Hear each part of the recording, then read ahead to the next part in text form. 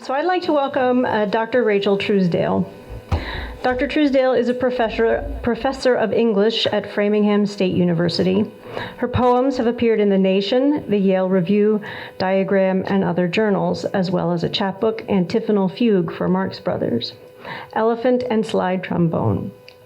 Her scholarly work includes Humor, Empathy, and Community in 20th Century American Poetry, and Nabokov, Rushdie, and the Transnational Imagination. Her poetry collection, 5-paragraph essay on the mind-body problem, won the inaugural Cardinal Poetry Prize. In her collection, Dr. Trousdale supplies us with a delightful array of forms and procedures one might utilize to map and marvel upon the juicy order and clumsy disarray of the beginningless body and incomprehensible mind. One might expect such an odyssey to be dense and inscrutable. Dr. Trousdale's lens is surprising, spacious, and witty. These poems wrangle in whole and piece by piece the great atomic panoply which beggars description except here.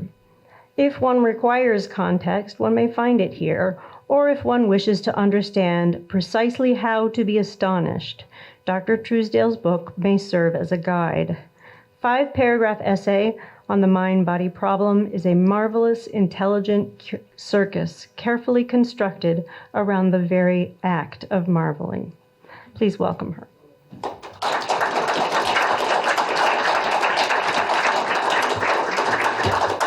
Oh, thank you, Emily, for that very kind introduction. I really appreciate the circus shout out, which I feel captures my intended aesthetic very appropriately. Thank you, everyone, for being here. Thank you very much to Tim for including me in this star-studded lineup. Thank you to Tiana Clark. I'm excited to share a stage with you. Thank you to all of the organizers in the Brattleboro Literary Festival. I'm really excited to be here. This is me starting the timer on my phone because we were just talking about someone who read for 2 hours when they were invited for 25 minutes, and I don't want to be that someone.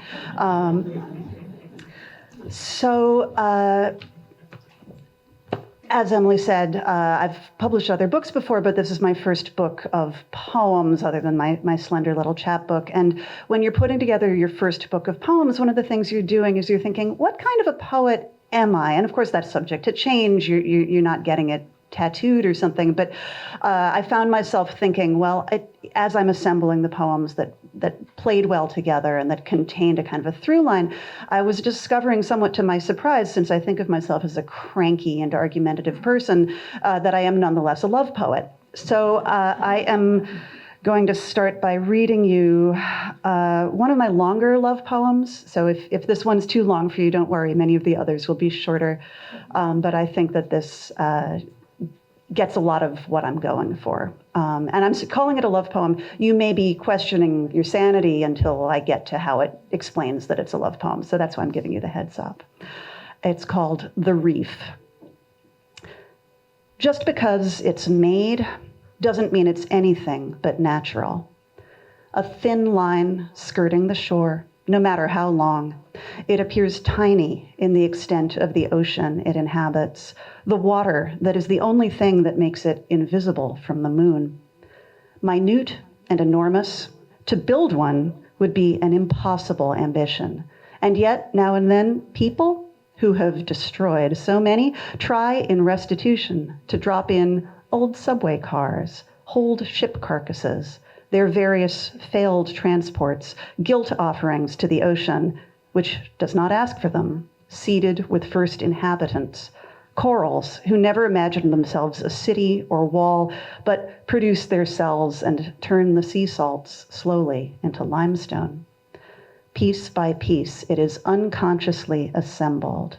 If the currents are neither too hot nor too cold, if those on shore refrain from dumping oil and ashes too lavishly into the streams, if the ocean bed is neither too roughly scrubbed by storms nor too unstirred, slowly the thing will accrete, just as a few minutes turn into a lifetime, a few infinitesimal, many-legged, shy, brief creatures become a reef, building on each other, Each kind makes its own fanciful, bizarre formations, orange antlers, fluted pipe organs, pink hearts, inhabited by eels, which shock, and octopi, which change color and shape at whim and can compress themselves into a crevice or expand like a canopy and die in the care of their young.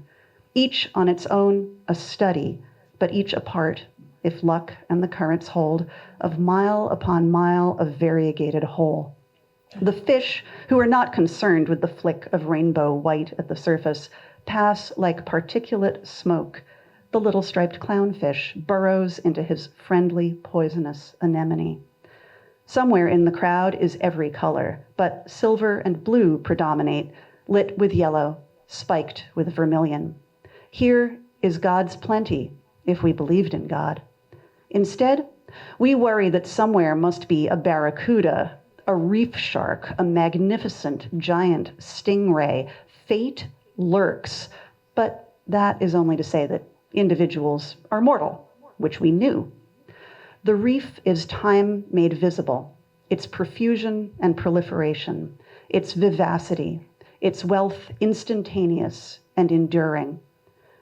To say that it is like something would be presumptuous, but perhaps, in a limited way, a marriage is like it, something that began with a few small motions and has turned, by grace of time, into not an edifice, a beautiful sprawl, a forest, a live extent.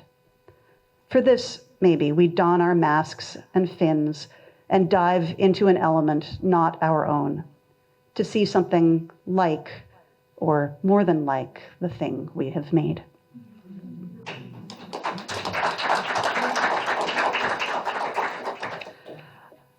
So that was sort of a serious one. Here's another love poem, which plays a little with one of the poems that Chard de Niord was reading in the previous reading. His was a taking a walk with the person that you're eventually going to marry poem, so I thought I'd do mine, but mine's maybe a little more on the comic spectrum. Well, I say that, now you're not going to find it funny, right? If I say, oh, it's going to be funny, you're going to be holding me to a higher standard than I can meet, but, you know, it's lighter, perhaps. Love poem with dereliction of duty. It's true. I like you more than I like the Marquis de Sade. God, that mid-April afternoon in 1995 when I said, let's take a walk. And you said, sure. And we circled the New Haven Green saying who the hell knows what, because if we had seen all this falling in love stuff coming, we would have paid more attention. I just know it took 2 hours past the churches and the porn shop and over to the cemetery with all those skull-topped slabs leaning memorially against the brownstone wall. Round and round we went like marbles dodging the traps in a game of labyrinth. And finally, back to campus through that big stone gate, which we entered just as the prof of the philosophy class I was skipping came out. And I said, oh, the pain, I can't take it anymore, and doubled up laughing.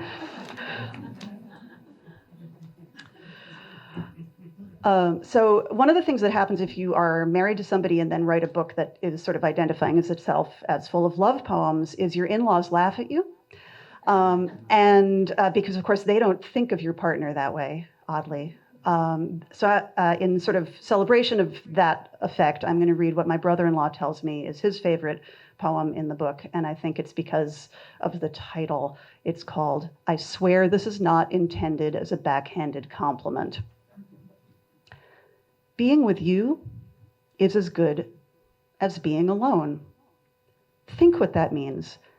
The impossible luxury of silence, my own warmth, the ease of nakedness. Nothing to adapt to, no demand of response, nothing but the law of gravity to contradict me. God, sometimes I miss it, the way the world imposed nothing on me when I was alone in my first apartment with its terrible brown ceiling and ridiculous white floors. And being with you is as good. I'm going to have to tell him you went, aw. All right. One more love poem, I think, from the love poems section. But I say love poems, I also write science poems, and this is both at once. It's a love poem and a science poem. It's called Units of Measure. Everyone is wrong about eternity. It ebbs and flows. Think about the distance between the Earth and the sun. Then scale that to Jupiter, to Pluto. Well, that is as the distance between the belly of a snake and the crumbling brown dirt it slides upon in the face of the distance between us and even Proxima Centauri. Think about the time that has passed since we first walked upright, since scale first lapped scale, those heavy-skulled reptiles, the earliest fish. Even the air was of another substance then. All our many seas were then one sea. Even that was only the time it takes to pause at the stop sign on an abandoned midnight road on a long drive south all night through the pine woods, past the farms. Another hour, another 4 hours before you can stop to sleep. Next to the time since our hot liquid earth first started cooling. How long have I loved you? How long have we loved these children? How long will anyone know these words? As long as men can breathe or eyes can see, we can keep trying, keep pushing, keep making our many mistakes. If I keep driving one more hour as the January night extends toward that distant little January dawn, I think you can get us home. All right, so as I'm sure you all know, today's the No King's Day protest. And so I have a few protest poems in my repertoire, and I wanted to read some of them. This one I always am a little hesitant to read because it's a Black Lives Matter protest poem, and I am, as you can see by looking at me, a pretty white lady. And I always feel a little torn because you don't want to stand up and pretend to be the voice of someone you're not. And so I just wanted to flag that I should never be the last voice anyone listens to on any of these things. But I also feel very strongly that it's better to say things than to not say things. That you don't want to make an affected population do all the work. So this is me taking the chance to be wrong instead of doing nothing at all. So there's the calculation. Bubble is the baby's first clear word. He is learning to generalize. Lamp globes, flowers, ferns, sea foam, anything fragile and desirable and bright. With his word, he points out the moon as we walk to the vigil. Bubble. We are on our way to mourn more Black men murdered. One's name meant friend of man. It is past bedtime, but the baby trots as though he could walk forever. Stay awake until justice is brought in after dinner, like a cake. There is singing. We have lit candles. Someone invisible speaks about hope. Bubble. The baby reaches for the flame. All right, so that baby got older. He was 5 when we started the pandemic shutdowns. That was fun. His little sister was 2. And some of the poems in this book come out of the experience of being home that summer with 2 little kids and my excellent spouse, but there are 2 of us and 2 of them, so we were outnumbered. So we were doing a fair amount of intensive parenting, which involved as much time outside as we could manage because we have the luxury of living in an area with a lot of open space. And so this poem comes out of that. And I would say this is another of my protest poems. You may not even be able to tell listening to it, but I think this poem is very much about abuses of authority. So on theme, I guess. Syllabus. Goldenrod.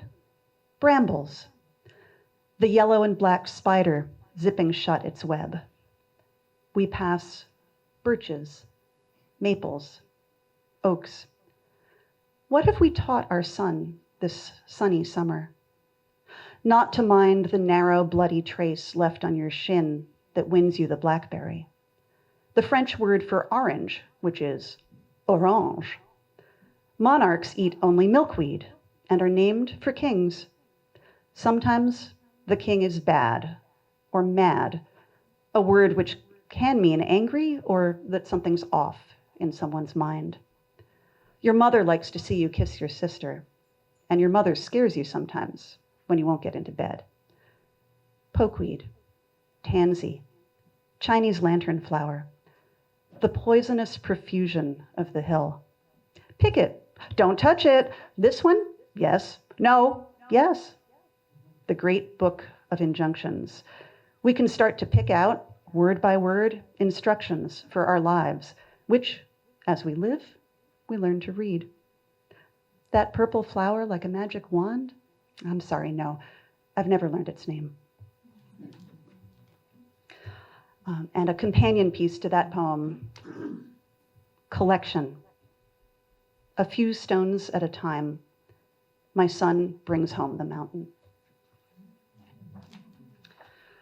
All right, well, so that was a couple of poems featuring my son. My daughter, if she were here, would be in the back of the room hopping up and down in fury that Raffi gets 3 poems and I haven't had any yet. So to placate her intense spirit, here is one that's about her, although you maybe can't tell.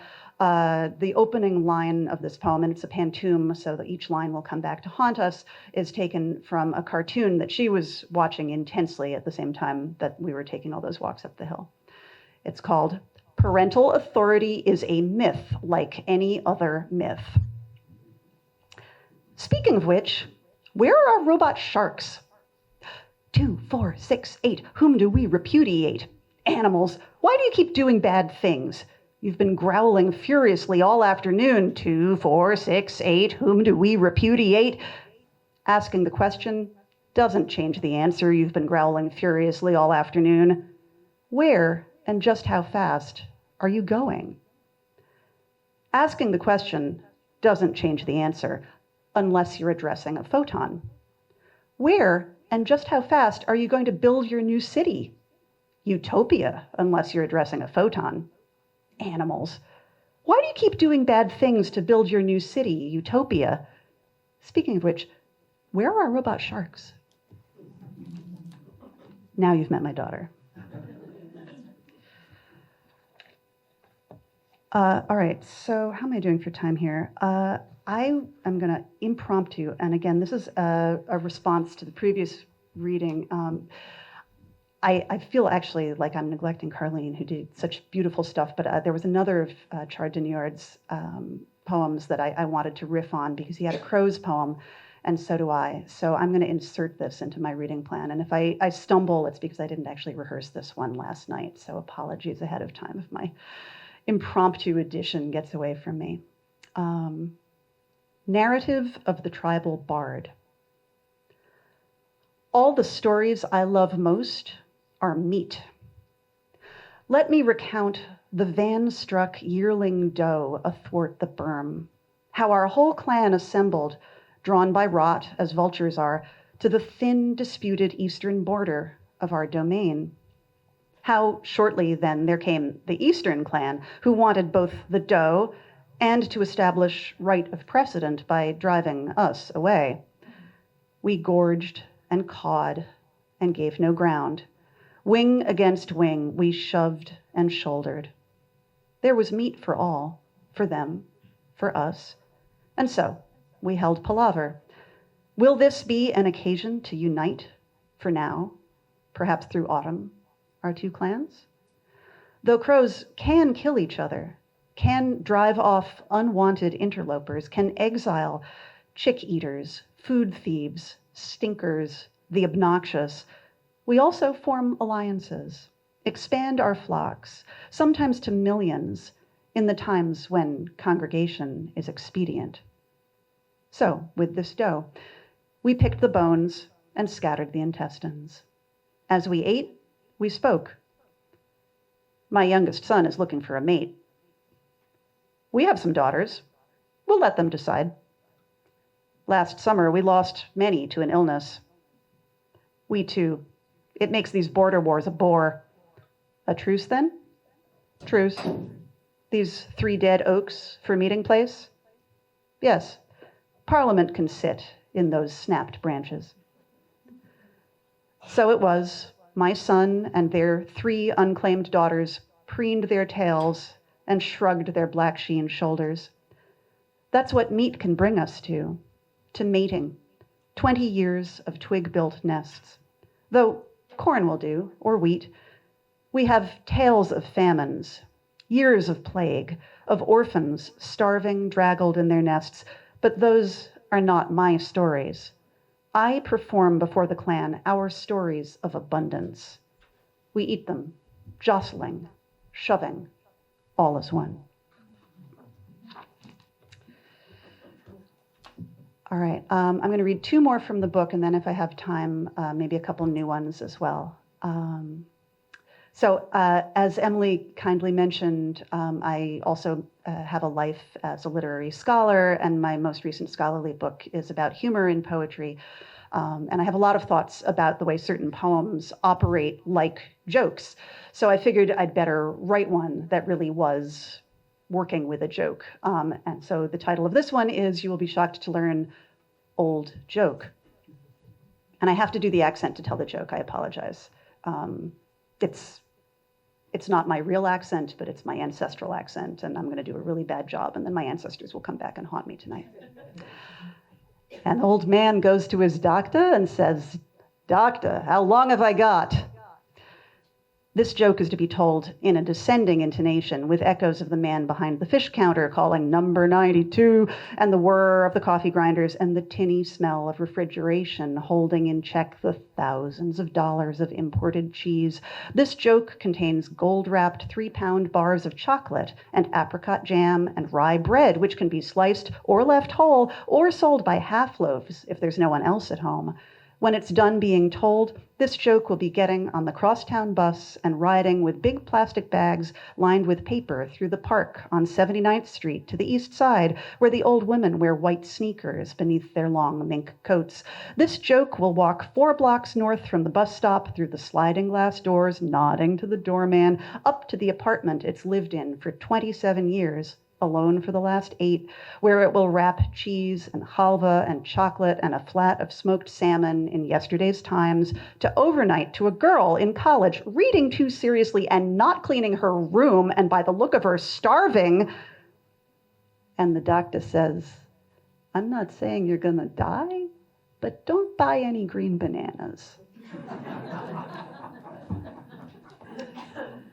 All right, this is the last poem in the book. About a year ago, I was at a poetry reading with some of my colleagues at Framingham State, and one of my fellow poets on this reading said very officially, you know how sometimes people will make the big pronouncement. He said, well, what poetry is basically is a list of things you want to take with you when you die.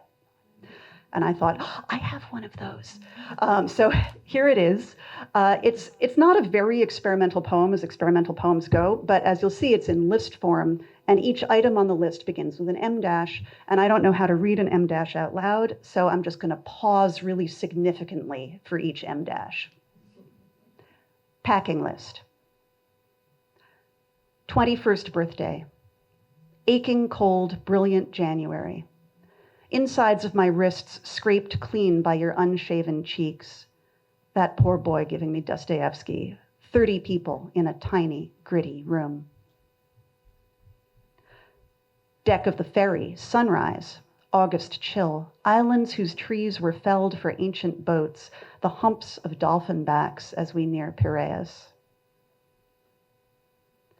Left-hand lion of an Assyrian portal, extending the lines too far in the name of perspective in the preservationist cool of the Metropolitan. Migratory flash of an oriole, certainty that this time, yes, there would be a baby. Nubbed cotton hospital blankets, 3-foot drifts of record-breaking snow. The same oriole, lantern in rhododendron leaves. On Lake Manyara, density of feathered bodies, white, rose, vermilion, almost in tears as I learned to say, Nimefurahi sana, I am very happy. The splay of newly liberated limbs, purple, greased with vernix, the cheep of a robin chick. Dawn, from my scapulae, invisible wings. What else to pack for the journey? All right, I think if I'm reading my own clock right, I have time for 2 new ones. So I'm going to include one more of my protest poems. And like the other one, it's very much about my family, but it's also very much about the content of the protest, which aren't the same subject, but I think they line up together. 96 years, 2 months, 8 days, and counting. My father keeps dying. This is my last breath, he says. He's not unreasonable. I don't know how to measure a breath. Maybe it is all one long breath, from the first shocked gasp to the final sigh. Surfactants keeping the interior surfaces supple, expansive, until at last they fall slack. I'm on my last heartbeat, he says. This can be measured. I remember how he kept time by his pulse, estimating the speed of a hawk, the size of a crowd as we paused mid-march. You count the people, Rachel, while I count my pulse, 60 to a minute. He is a clock. He is winding down. I don't remember how many went past, nor which march it was. Reagan was signing or not signing some treaty. All we wanted was the world not to end.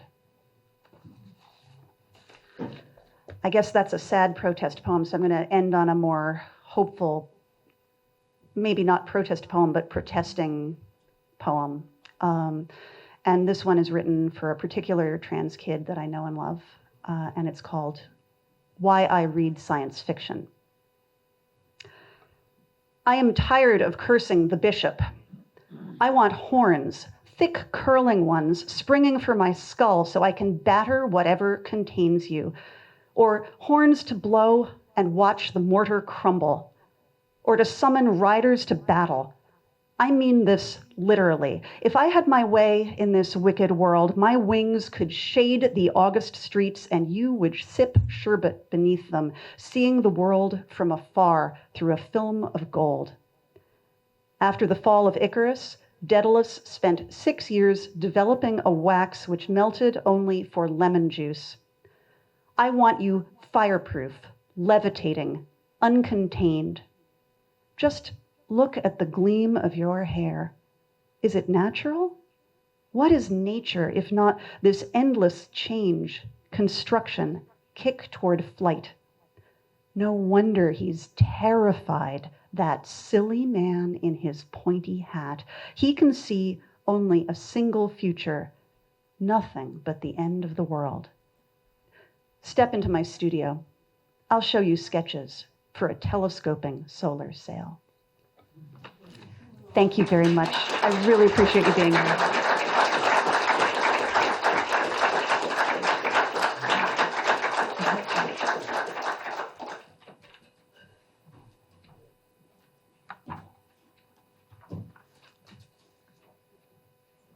Tiana Clark is the author of 2 full-length poetry collections, Scorched Earth, which has been shortlisted.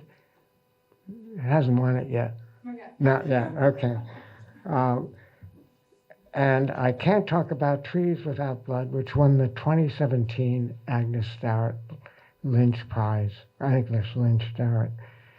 And Equilibrium, which won the 2016 Frost Place Chapbook Competition. Clark's other honors include a Pushcart Prize, a Kate Tufts Discovery Award, fellowships from the National Endowment for the Arts and Breadloaf Writers Fellow Conference. She is a graduate of Vanderbilt University, Texas State University, where she studied Africana and Women's Studies. Finally, she is the Grace Conklin Writer in Residence at Smith College. Tiana Clark's most recent book, Scorched Earth, is an exploration of identity, among other things. Specifically, it asks the question, where does a black man fit into a world marked by the history of slavery, misogyny, and all the accoutrements that go with such a world? How does a black woman's sexuality, or for that matter, any woman's identity, fit in a dignified manner in that kind of world? Clark's poems turn on a dime from the personal to the universal, or better yet, they don't turn, instead they are both at the same time. We can't help but read into her poetry that she asks them as an avatar of all of us, filled with our own misgivings about ourselves. She writes, I never find exactly what it is I'm looking for because there is no category for my type of desire. These lines are as spiritual as they are erotic. Jericho Brown writes, each page reads as if it is hungry for understanding. And Maggie Smith writes, this book begins with an end, the speaker's divorce, and the poems unpack what it means to have outlived the life you'd expected to live. Well, T.S. Eliot said, in my end is my beginning. So let us now begin with Tiana Clark and listen to how she ends her beginning.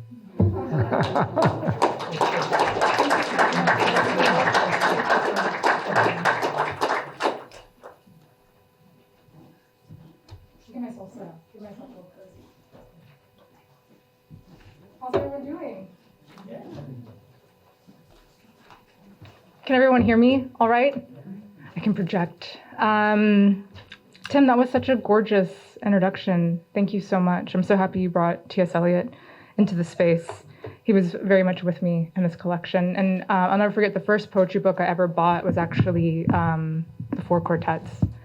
When I was 16 years old, I had no idea what any of it meant. And it's interesting that I reread it often, and the older I get, I still don't understand. But something, in some ways I do.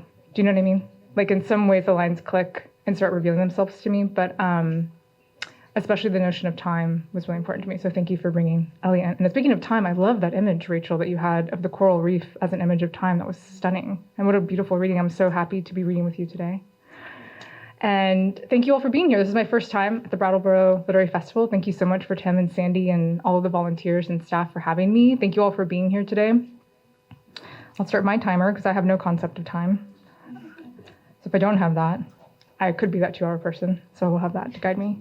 I also wanted to say, Rachel, I love the point that you made about I'd rather say something, whether it's wonky or not. And there's a really great essay by Major Jackson that I'm going to mess up the title, but it's on JSTOR, and it's something like A Mystifying Silence, Big and Black, by Major Jackson. Do you know this essay? It's an incredible essay.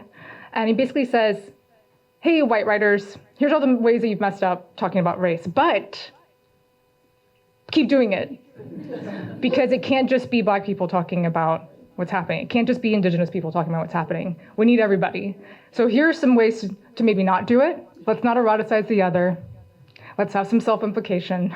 He gives some really great grounded tips and interesting introspection in the essay. I might have it wrong, but if someone wants to Google and find the correct title, but Major Jackson, it's an incredible essay that I highly recommend. Okay. When I walked in the space, I had a different poem that I wanted to start with, but then we were talking about Martina Spada's reading being kind of the same time as the No Kings protest, and then I just was like, you know what? I want to start with this long poem because it was, I read an interview recently with Marie Howe where she talked about a line in the poem being the line where she was like, oh, this is how I know this is a poem. This is the poem in the book where I knew like, oh, I think I have a book. And this poem just kind of tumbled out of me. Do you ever have poems that just do that? Some of them drip very slowly, but some just kind of rumble out of you. It felt like I almost was like had to hog tie it. But I started this poem after Trump's, during 2016 and Trump's first presidential election. And I felt so small and invisible and so depressed and beaten down.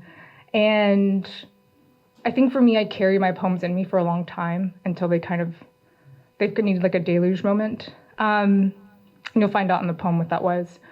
But I was listening to the Commonplace podcast by Rachel Zucker. Has anyone listened to it? It's fantastic long. If you have a good long drive, highly recommend. She interviews poets, really long interviews. But there's one on there with Natalie Diaz and Roger Reeves. And Roger Reeves said something that just blew my mind away. And he was talking about, he's an African-American poet, that sometimes he still finds himself subconsciously stepping out of the way when a white person passes him. And he was like, wait, where am I doing that in my work? And I was like, oh dear God. Have I been doing that in my work? Have I been making myself, not only do I feel politically small, but have I been making these respectability politics on the page? And I was like, I'm gonna write a long ass poem and not apologize for myself and take up as much space as I want. So this is a long ass poem, it's 10 minutes. If you're like, is it still gonna go? It's gonna keep going. But I'm gonna take up all the space. The first Black bachelorette. When Brian was kissing Rachel and slid his hand inside her hair, her long, long hair, I wondered if he felt threaded tracks of weave and what he thought when he felt her weave. Was he startled or did he know? But when he reached for her, I felt his fingers on my scalp too. I did through the TV, I swear. I was wincing. My white guy doesn't like fake things, but I like my fake hair long and my real hair protected, my glory tucked and hidden, something easy and fast. I'm hoping it will grow too. I wonder who does Rachel's hair on the show, blending her leave out with her natural hair, who slicks her edges down with good grease and a boar brush when the wind blows back her baby hairs. There was an episode once on The Fresh Prince of Bel-Air with the actress Tisha Campbell. The premise, they were on a date and stuck in a basement for hours. She stripped off her weave, fake nails, contacts, and eyelashes. She molted. Will then asks, now what else on your body can I get at the mall? RuPaul says we're all born naked and the rest is drag. Derek has a list of funny drag names, and I want one. I want to be called what I really am, or what I pretend to be, which I guess in a way is me, or someone who I think might be beautiful enough to be approached, discovered, someone who doesn't have to pay for movers, someone who walks into a party and doesn't have to be anxious because the privilege of their beauty makes them at rest, and people find vacations in their faces. I require something fake, woven and glued, stuck to my body, but not of my body. How does a body even start? Sometimes my eyes feel thick and weird from fresh eyelash extensions. In the beginning, my head hurt from the braided ropes of hair encircling my scalp tight. But you want it tight, she says. You want the cornrows so small that your fake hair looks passable, and hope you take the pain. It takes so damn long to be almost beautiful. I've sat in salon chairs all day with Black women behind me, laboring and taming my mane. I like the pattern crop circles carved into my scalp right before the wefts of somebody else's Brazilian hair are sewn like human icing into mine, delicious. I want the fire to smell a type of threaten me and back away. I want the fire to know I was already consumed, burned inside my belonging. There is a hankering, a hungry choir that craves money and porn, meaning my thoughts are well lit, staged, and faking it too. Even my soul is pre-oiled, fluffed, bleached, waxed, nubile licking, staring down the camera to ash. The trick is looking like you like it, like you enjoy getting slammed, which is why I like being groomed, getting yanked, painted, cut, and plucked. I've been on all fours as a woman ripped me from my center, where I split in jeweled halves. I did not yell as I bit my lip, grabbed the corners. I enjoy how people look at me when they think I might be beautiful. I enjoy porn best when I think they might be enjoying themselves too, when there might be real pleasure at stake. But who can say really? Not showing pain gets you paid. And yet Rachel, who scratches your dandruff like tea cake in chapter 11 of Their Eyes Are Watching God? Who detangles and combs your hair with deep conditioner? Who wraps your hair at night? Has Brian seen you in your silk bonnet yet? You know it's real when you're riding on top with your hair wrapped. It takes a lot of money to look this trashy, Dolly Parton says. Lala Lamont says she was never ugly, just poor. I want my teeth fixed and chiseled, but veneers are so expensive. I hide my coffee-stained crooked things. Cardi B raps, got a bagged and fixed my teeth. Hope you hoes know it ain't cheap. So I try to hide the unevenness in my teeth when I talk, which means sometimes I don't talk when I can see myself. I try to hide the gaps, how sharp my teeth really are, how animal, how lower class, how cash poor my mouth really is. I don't look pretty when I come, my mouth open, my jaw slack and sideways pulling spit, my deadened eyes fixed on one object in the room, this time a chair, this time a corner half in shadow, this time I just wanted to watch a Black woman on TV fall in love. For entertainment, for escape. The best cure for microaggressions is shitty TV and again, Cardi B. Ahmad says for us American Blacks, we are post-apocalyptic. The end is not near, but behind us. We are what survived our 12 million enslaved, shipped, and spread. We are what was not hung, dumped, or flung from the zongs, splashing and graveless, lest you think the ocean a tombstone. The ocean is not scared or sacred enough. But we out here, anyway, trying to save ourselves still sprinkling black pepper behind our feet as we run away. There is no north now. We find the drinking gourd within ourselves, guiding stars within our own blacklit blood we glow. Maybe it's true then, that beauty is a type of survivor's guilt, a sackcloth I suffer and itch and injure from and for, or rather that I am seen through sin. Dirty Hottentot zoo is my body. I was such a terrible Lady Macbeth in high school. Her mania didn't make sense to me until it was activated in me when a man left me in my blood in 20s. There's a type of grief I carry in my hands, some dark, unwipeable thought, some liquid other, like my daddy's DNA. His spots, I'm trying to cover them with this talk of beauty. I'm imprinting for something. I don't know what. I wasn't meant to be born, but ain't I a beautiful bastard? And doesn't everybody want to be cleaned by slices of gelled light? Yeah, it's true. I want my eyebrows microbladed for $700. There are specific times when I don't want to be wanted. Number 1, at night. Number 2, when I'm alone. Number 3, at night when I'm alone, walking to my car. Number 4, an empty parking lot. Number 5, a man approaches. 6, he sniffs me, knowing that familiar scent of pressure and piss from other men who have marked me too. 7, didn't they touch me because I was beautiful? Or did they sense what was easy to poke? I've always wondered what made a slave beautiful enough to be raped. What about the body made it worth it to commit a sin on what they deemed a damned body? Maybe beauty had nothing to do with it. Of course, it's always about power, but maybe there was a type of sheen. Lacquer on black bodies baking under the sun, funk from the field, the house slave dilating from room to room, a physiological scent that niggles, perhaps. How close desire is to a type of terror owned and familiar. When I get ready with golden highlighter, is that what I am? My cheekbone to sparkle in the spectral light of my dead belling inside me. The sparkle of dead slaves is forever in me, still so iridescent. Keats wrote, beauty is truth, truth beauty, that is all. I don't know what that means. I've had some dark inkling about this distinct finality. Even in class, I pretended to know what the poem was about when I would discuss ekphrasis and the Grecian urn with my students, telling them about art, responding to art, and how to make a static image sing. But even then, I was pretending. I don't want to be dumb. My worst fear, a bunch of students would all point and call me a fraud. I once asked Mark, my professor in grad school, when I would stop feeling like an imposter. He said I would feel this way for the rest of my life, which I think is closer to some type of truth, which is attractive because it provides relief to know everyone might be just as insecure and afraid of others as me, and possibly watching The Bachelorette on Monday nights. Like when I found out on the podcast Commonplace, Sharon Olds loves the show too. I squealed because I wasn't alone anymore. I'm not writing for mastery or legacy. I couldn't care less. In fact, I might be writing against it. A way of talking back to beauty, back to the spoiled fruit on the altar of my body, to the pressurized gaze on my skin every damn day. I'm hyper aware that I'm hyper visible, says Hope Aloye 20 from Newham, East London, the only Black biomedical student in her year at Oxford, who hasn't been broken by a touch, who hasn't been barbed by a glare. You can't write poems about beauty when the streets are full of racists and rapists and the president is a pussy grabber. I want to peg the cannon, so I'm running back and forth between the house of silence and the house of shame, shouting over and over again with ink-stained fingers on days when I write with Duende, no one can touch me.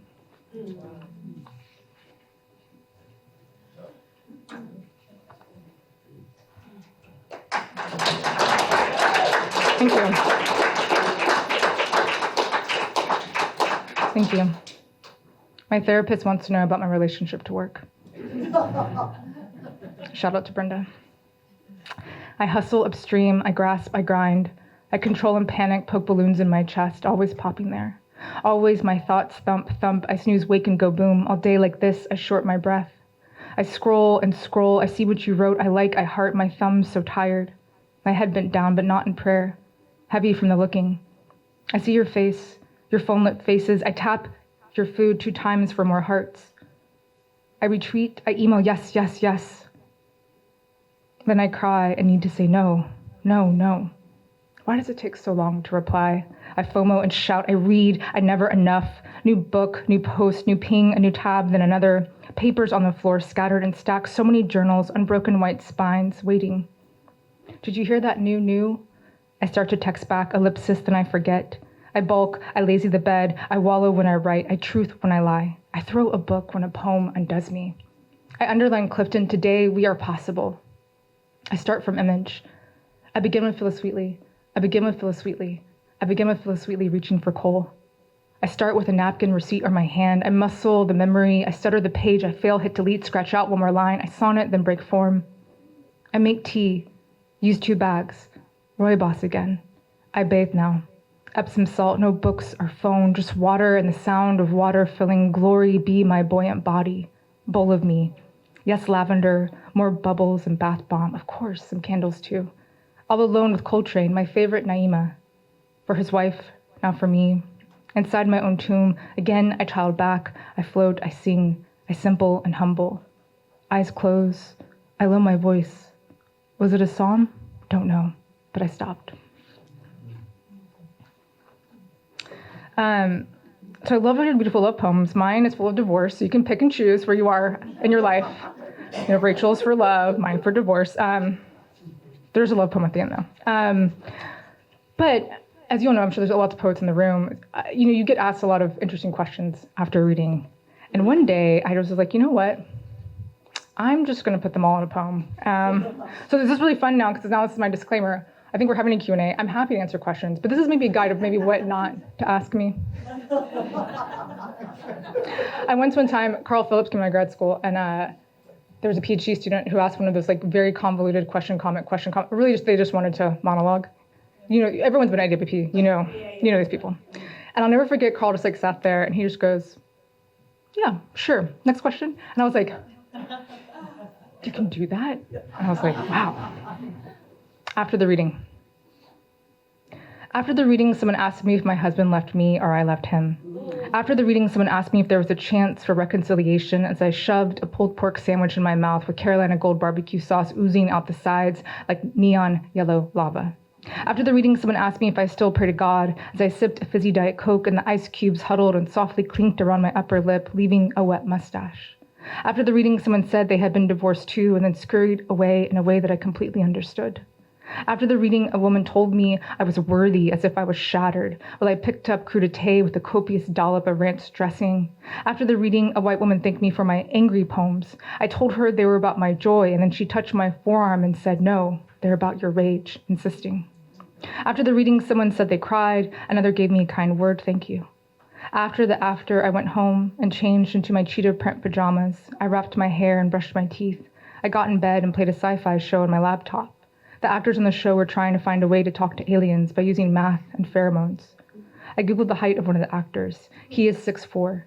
I fell asleep while watching the show about people in space trying to communicate in first contact. Intergalactic noises beeped and swirled around the room like bees. So don't enter my poems if you don't ask nice questions. But seriously, one thing I've been thinking about is the aftercare of art making. I think it takes a lot of vulnerability to write and to share. And so I've learned over the years that I can say no from a question or pivot the question into what I want to answer. I have one bird poem. I feel like I was in Vermont. I feel like you people like birds, so. I stared at a cormorant. I stared at a cormorant with its waterlogged wings spread open, drying off on a rock in the middle of a man-made lake after diving for food. And it makes me think about wonder. And it makes me want to pry and stretch my shy arms open to the subtle summer wind slicing through the park, sliding over my skin like a stream of people blowing out candles over my feathery body. And it makes me think about my church when I was a kid and how I lifted my hands to Jesus hoping for surrender, but often felt nothing, except for the rush of fervent people wanting to be delivered from their aching present pain, and how that ache changed the smell in the room to money, and how I pinched my face, especially my eyes tighter and tighter, reached my hands higher, how I, like the cormorant, stood in the middle of the sanctuary, so exposed and open, and wanted so much to grasp the electric weather rushing through the drama of it all, like a shout in the believer's scratchy throat. I don't go to church anymore, but today I woke up early and meditated. I closed my eyes and focused on a fake seed in my hand and put my hands over my heart to shove the intention inside my chest to blossom. I'm still stumbling through this life hoping for anyone or something to save me. I'm still thinking about the cormorant who disappeared when I was writing this poem. I was just looking down and finishing a line, and then I looked back up. Gone.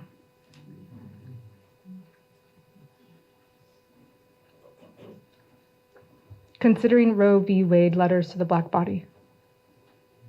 Dear highest price. Dear bear the brunt and double blow. Dear healess cells still doubling. Dear disproportionately impacted. Dear Archana without anesthesia during surgery with Sims. Dear Fanny in the Mississippi appendectomies with a sick and tired ceaseless sonic crown. Dear Tuskegee study of untreated syphilis. Dear Black American women are 3 to 4 times more likely to die in childbirth than white women. To all the Black babies sliced from lynched women's bellies, spilling black jelly, then burned as crackled wood, singing singe under silent white starlight. Dear unbelief pain, dear thick-skinned myth, and yet black skin must be thicker. Dear Black slaves chewing a brew of cotton roots as a form of reproductive resistance, even when threatened with death, the body strikes. Dear alum water, teaspoon of turpentine, rue, camphor, and chugging gunpowder mixed with sweet milk. Dear Black body that I adore, dear Black body that I now listen to, shimmering with acute tenderness. Look at my mother's hands, how they search and cut the thread to take out my weave as if deadheading black finish blooms from my scalp. What survives in us is us.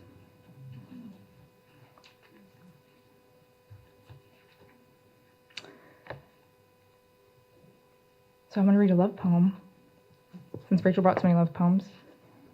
And it's my first New England poem, so the geography made its way into the landscape of my poems. For D. I thought about taking a picture. Oh, sorry, the title, The Terror of New Love. I had the terror with the love. Okay. I thought about taking a picture to capture what? I decided to live through the present moment instead. Ephemeral glaze, sentimental risk, with the numb tips of our chilled noses, grazing as we kissed and kiss. The deep, droning whir of the ferry boat floating over Casco Bay, sailing away from the fringe of Portland, Maine. It's inside the small, silent slices of time, right? The terror of new love. The sun-stung ripples, which made our eyes drip, refracting and whiting out the landscape to bright cream as we approached Peaks Island. Who lives there? We wondered and imagined as we gasped at the pristine houses with massive windows perched along the periphery. Talkless minutes dotted with intermittent seagulls squawking overhead, crunch of cold November air, gentle foam frothing and trailing the stern. It was almost sunset when I leaned back, softened and nuzzled deep in the camber of your embrace. Your chest, another miracle of comfort. Your arms, another possible home. I wasn't worried about being too much of myself yet. In love again, the first time since the damage of my divorce. It was gradual, subtly somatic without the anxiety attached. You slipped in like a beloved book, or a special knick-knack that had always been there, but somehow I'm just now seeing it on the shelf stacked and floating in the part of my heart I'm trying to keep ajar with a keener warmth. This it, or itness, a gentleness, a personal dispersal, not of light, but of a fresh, odd, familiar feeling. This bluing calmness, not totally erasing the old fears, but welcoming the chance to try again, to be brave again. I want to end with this poem called Maybe in Another Life. I was very fortunate to get the Amy Lowell Traveling Poetry Scholarship, though I will add, I won it the same year that Amakojo won it in 2021, and that was the first time since 1954 that they've ever given that award to Black poets. Something to think about. Though I was very fortunate to take the money from the Lowells and go travel the world, with the only rule being you can't return to America for a year, which was fine with me. But I wrote this poem when I was visiting Margate near Kent in the UK, and I was there during the off season. I love going to coastal sea towns off season. And I didn't want to end the book with me, the speaker, falling in love again. I was like, that's too saccharine. I wanted the coda to have, to complicate it a little bit more. So I wanted to end the book on kind of a hinge, an opening and a closing. Thank you so much for listening. Maybe in another life. I think of the kids I may or may not have. I think about their hair, the possible dark brown curls, baby fingers tapping on my face. I haven't made up my mind yet, but my body is making decisions before I am ready to make them. I can't seem to say what it is I want out loud. I can almost see all my different lives, almost taste them, like trying to catch the tail end of a cinematic dream before it evaporates. I want to capture it, a glimpse, sneak a peek at each distant future before the Viewmaster reel clicks. I want to follow the perfume of each life I could live and linger in it. The vanillas, milk leaking from my breast, cereal, the piquant odor of parenthood. The one where I am a mother negotiating happiness, the one where I am not a mother and still negotiating happiness, beauty, and rest. Almost 39 and I've never loved myself more, yet nostalgia wavers all around me like a montage of mirages, muddling memories, complicating hope, making me miss things I've already mourned. The bargaining, ain't it a bitch? The bargaining aspect of grief, to constantly release that which I've already let go of, but how the water in my mind brings it all back like the flood current each day, and each morning in the ebb, I see the sea floor for what it is, another landscape of loss and renewal, another augur deciphering the tea leaves in the tide pool, revealing the children I might never name, have, or hold. There's a finite number of eggs and books inside me. I'm trying to release them. I'm trying to mourn the possible futures bursting before me in a fantastic finale of fireworks, bursting in my mouth like red caviar as I try to find the right words to say goodbye to little faces I can only imagine. I'm not sure what I want. Each decision seems to dissolve at the edge of the beach, softened by the watercolor cream of winter floating above the same shore where Eliot wrote The Wasteland after a mental breakdown 101 years before me, writing, on Margate sands, I can connect nothing with nothing. I keep looking at the gentle waves for answers without trying to make another metaphor. What if the image of what I'm feeling is too heavy to be carried over into language? Maybe in another life you get to live out all the lives you've imagined. Maybe in this life, I become who I am by not knowing. Thank you.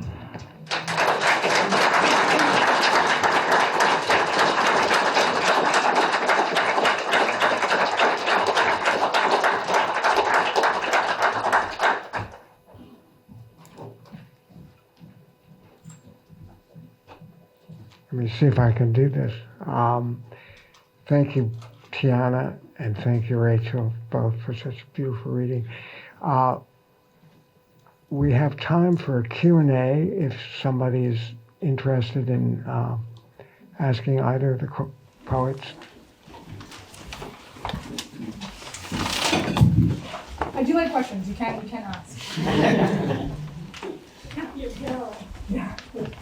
Tiana, I noticed because I have your text here, and because I was, moving between orality and vision, that you post-publication changed a few words. Mm-hmm. And I'm always fascinated by that. Mm-hmm. I remember watching Galway Canal read one time, and as he finished the reading, he was like scribbling in on it. I was like, dude, it's already published, what's going on? But I found myself, I just also published a book, and I found myself changing it up a few days ago, thinking, no one friggin' does this. You do, talk to me about that. Okay. I'll never forget, I saw Paul Muldoon in a reading, and in the middle of a poem, he stopped and goes, I've been going back and forth on this word with my editor. Can I just do both? And he took like a poll in the audience, and I was like, so shocked. I was like, wow, which just goes to show, I don't think any poem is ever really finished. There's that great quote, right? Was it Van Gogh, abandoned, right? I mean, obviously we have deadlines and publishers and editors. So there's two things that are happening, and I always wonder this if people are following my poems. Number one, obviously I click into the metronome of my poem, but sometimes my own mind, I have a very fast mind, might skip over some articles or some like reflexive pronouns, and I just like keep it moving. There are in some of my older books some lines that I don't love anymore, and I just won't read them. And my students will be like, you can do that? I'm like, you can do that. Just waiting for the new and selected where I can put in those poems. The other third thing I want to share is in my new book, there's actually some typos. There's some errata in there. But this happens. And they weren't actually by my mistake. It was the designer's mistake. I was crushed. I'm not going to tell you what they are because no one's really found them yet. Or if you have, don't tell me. But something beautiful happened in praise of making mistakes. Two things. One, it was in reference to another poet. It was with Gabrielle Calvacresi. And I'll just say what it was. It was supposed to be Praise House, because I was mentioning their poem, Praise House, A New Economy. In the book, it's Prairie House, and I was devastated. My editor actually emailed Gabby. Gabby wrote back and was like, you know what? I love the idea that when someone reads your book, that instead of a praise poem, they're going to find a prairie, and let us all meet in the prairie together. And and I just was like, they were just so gentle and so expansive. And I was like, sometimes we think these things like, oh, there's mistakes in my book, or the editor, and we get all wrapped up in our ego, and we're like, and actually, there's gonna be like beautiful surprises that can happen with it, and in praise of the errata that just happens in our life. Like we have to just keep it rolling, but also the people can meet you with grace and tenderness in that moment too.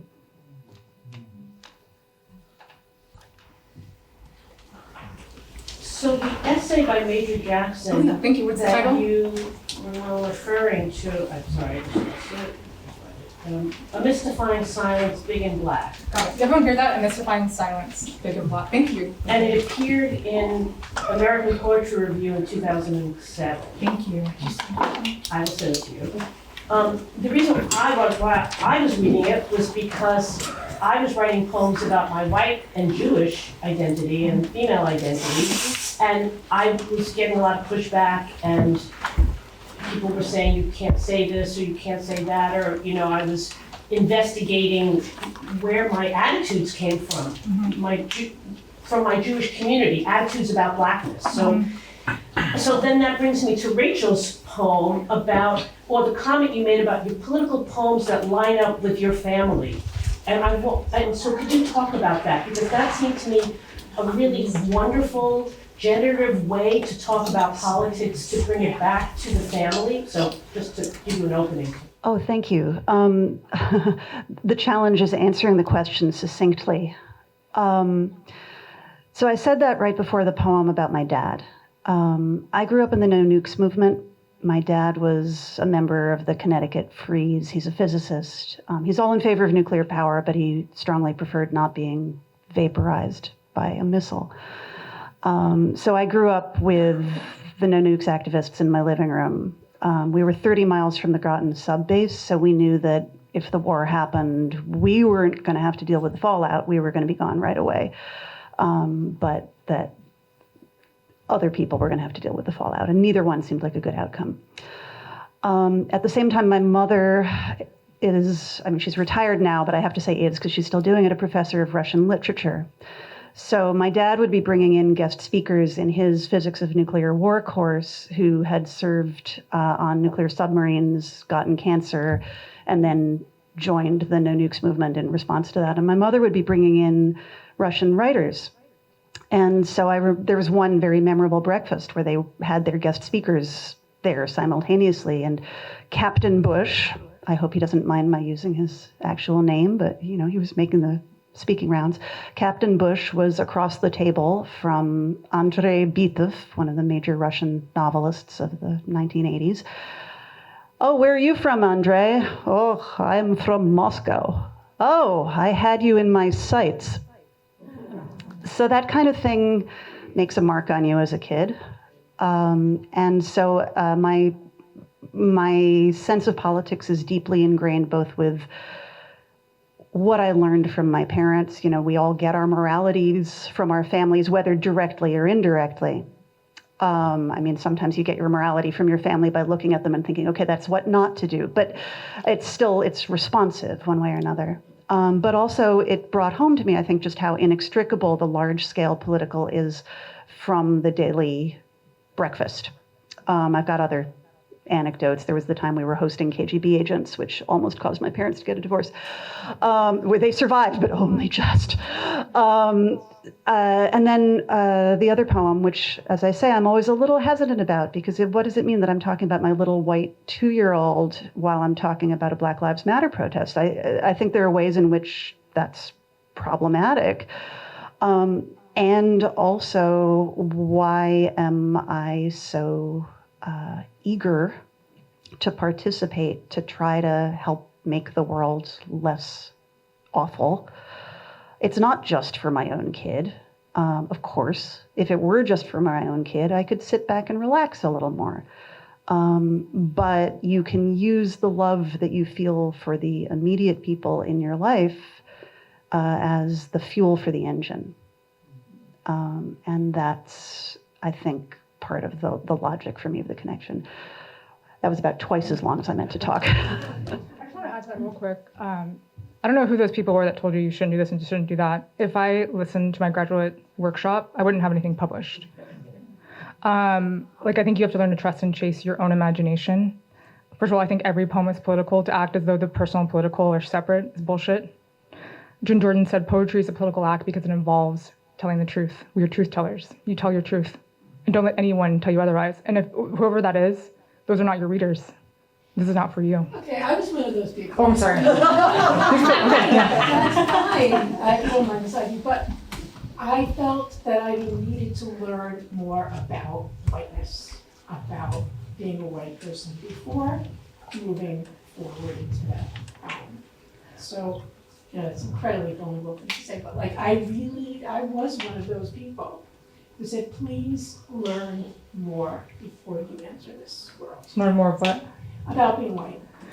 I also Outside think, privilege. yeah, I also think it's okay. Like, you don't have to fully know something before you write something. I think, to me, like what Julian said, like, I write to learn how I'm feeling and thinking. That's how I know what I know is by my writing. And I also tell my students, you don't have to be so certain. You can perform your thinking out loudness on the page. And in fact, if you did, more people would probably feel encouraged to speak. How many of us are so afraid to stumble or say anything right now? And so if you also invite yourself to perform that vulnerability on the page, that stumbling, that also can be a portal for a lot of people, not only for yourself, but for other people, right? And I think this gets back to what you were saying a moment ago about poems not being done. If you try a poem and then you change your mind later, you can change the poem. Yeah. I mean, Auden did it all the time. Yeah. There's also the poem you write and the poem you publish. These are two very different things. Sometimes there's things you need to write just for yourself or for your own life. The published, then ethics and other things can come into play. But the poems that we need to write for ourselves to work out something, that is your own private practice that no one has any say-so over. There's a lot of poems that no one will ever see the light of the day. I love Terrence Tate said in the first draft, it's just me and my shadow. Sometimes you gotta work that stuff out in the privacy of your own room. And you can't already censor yourself before the world's gonna censor you. Get all that stuff out. It may be wonky and weird, but you gotta work with the mess, you know? Yeah.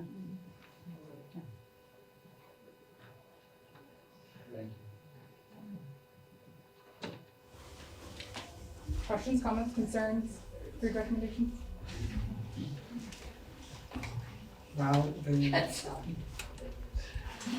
not, there are books for the writers.